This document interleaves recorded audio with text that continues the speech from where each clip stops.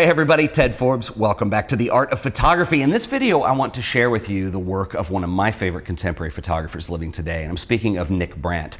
Nick was born in the UK, today he lives in Los Angeles, and he had a brief career in the early 90s as a music video director.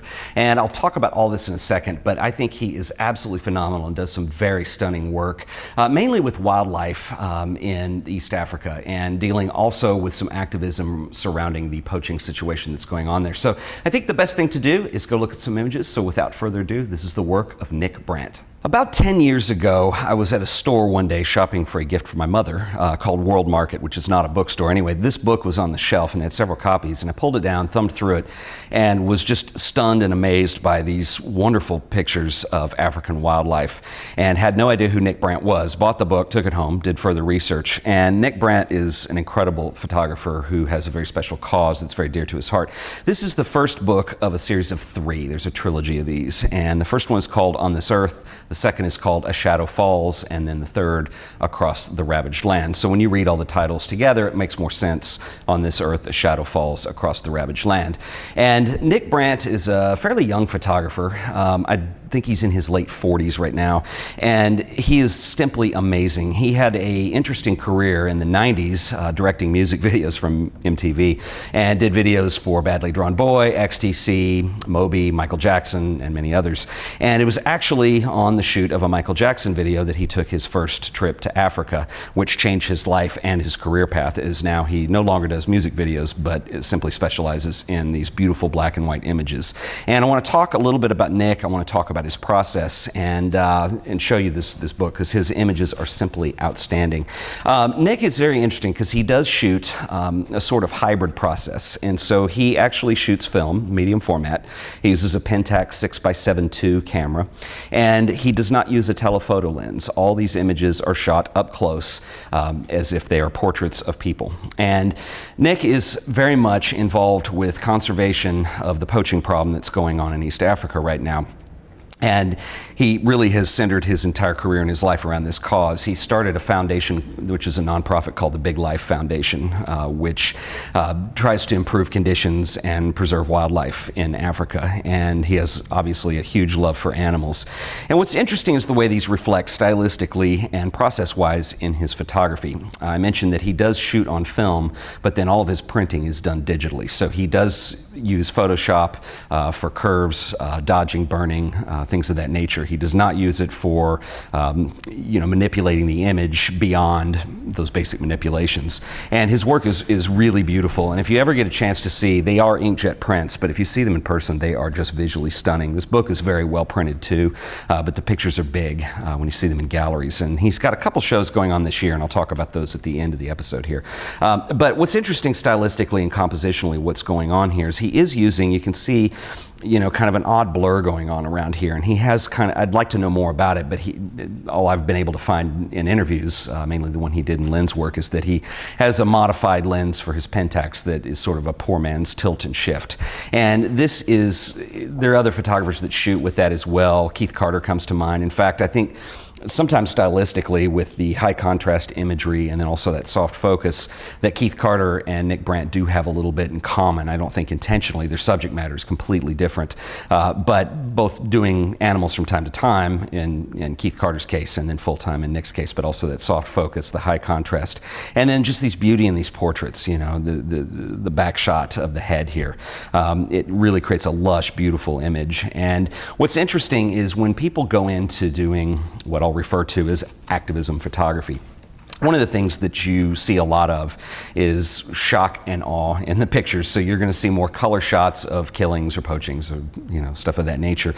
And what Nick Brandt has chosen to do with his images is something completely different.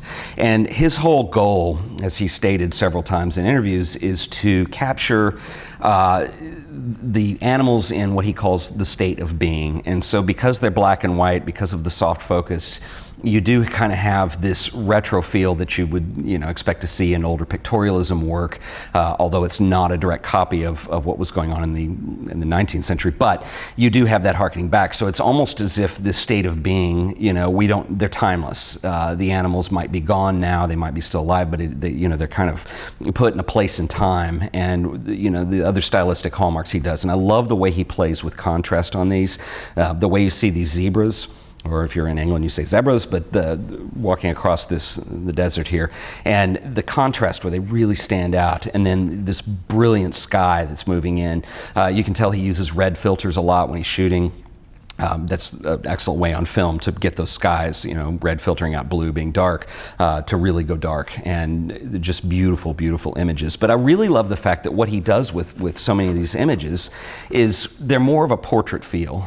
He's been compared to kind of, a wildlife version of Arnold Newman or something of that nature. And what I think is interesting about that is that because you are able to develop kind of a personal connection with the subjects, whether it be these elephants or these lions, that rather than doing shocking photography to get your attention to promote a cause, he establishes that relationship that develops your interest in the cause. And I think it's really subtly done. I think it's a really neat way to go about this. And no one else I have seen is doing wildlife work like this. I mean, these are just beautiful images. He plays with infrared quite a bit, and the fact that he does not use a telephoto lens on these, if you stop and think about that for a minute, that's going to require a lot of time and a lot of patience and a lot of sitting around trying to get a shot. Beautiful shot. This is the cover of this book, but this is kind of one of his hallmark images of this elephant with the dust coming off of him. Is simply stunning, and the way that contrasts against that dark sky, again with the red filter. Really, really nicely done. There's an image, it's I believe from the second book, and it's a portrait of a lion, and he has a little bit of that tilt shift effect on it, and the wind is blowing. And on Nick Brandt's website, and I'll link to this in the show notes, he has a whole section called Behind the Image, where he talks about getting some of these images. And remember, I mentioned he's just using standard focal lengths on here, so nothing telephoto, he's up close. This particular image of this lion, he has a backstory on his website that he talks about, where it literally, he sat there with this lion spending time for about 17 days. And then on the 18th day, this amazing storm started blowing in. And he said the lion was lying down sleeping, and this gust of wind came up, and the lion sat up. But, we're talking 18 days to get one image. And that is some dedication and some patience. And, a lot of these things, particularly when you see photographers that are extremely skilled and have just a high level of talent like this, they make it look easy. Like I could just go to Africa and, I could, get in the right place and get an elephant shot like this. And that is not the case. That is far from the case. And these things take a long time to get and a lot of patience, especially when you're working with wildlife. I mean, there are safety issues at play. There are, just the sheer patience of it, the timing, especially on an image like this. And I love this too. Again, with the contrast, the soft focus of what's going on in the landscape portion of this image, but this amazing dramatic storm that's starting to blow in, which is just fascinating. And I think it's really interesting because, as I mentioned, Nick works with a hybrid process, which I think a lot of photographers do these days, particularly people who show their work online more often than printing it, where we'll typically do scans of film. We'll use applications like Photoshop to go in there and really get the image looking right. And I think it's really interesting because you do not see a lot of fine art photographers that come clean about that. Most people, because of the way the fine art market works and what you're paying for with a print, there is this kind of old stigma and stereotype that they must be wet plate, they must be alternative process, or it must be kind of object. Like for whatever reason, a digital inkjet print is not of that ilk. So it's hard to do serious work and get the same kind of pricing structure in the fine art world if you're not shooting like that. And I love the fact that he makes no bones about it. He's completely open and honest about it, and it just works for him. It's not about the process with Nick. It's about the images that he's capturing, and it's about the message that's being delivered here. And that comes across when you look at these images. It's amazing. I will link up all of these books in the show notes. All three are worth getting. They're amazing, and you know, we've talked about books in short supply before, so if you are interested in this, I highly recommend you get it. This one's really nice. It has a forward, an introduction written by Jane Goodall. And I will put up links also to Nick's website and also to the Big Life Foundation as well if you're interested in learning more about that. I want to take a second and give a shout out to our sponsor today, who are the awesome folks over at Squarespace.com. If you're not familiar with Squarespace.com, it is everything you need to build an amazing website, blog, portfolio, or online store.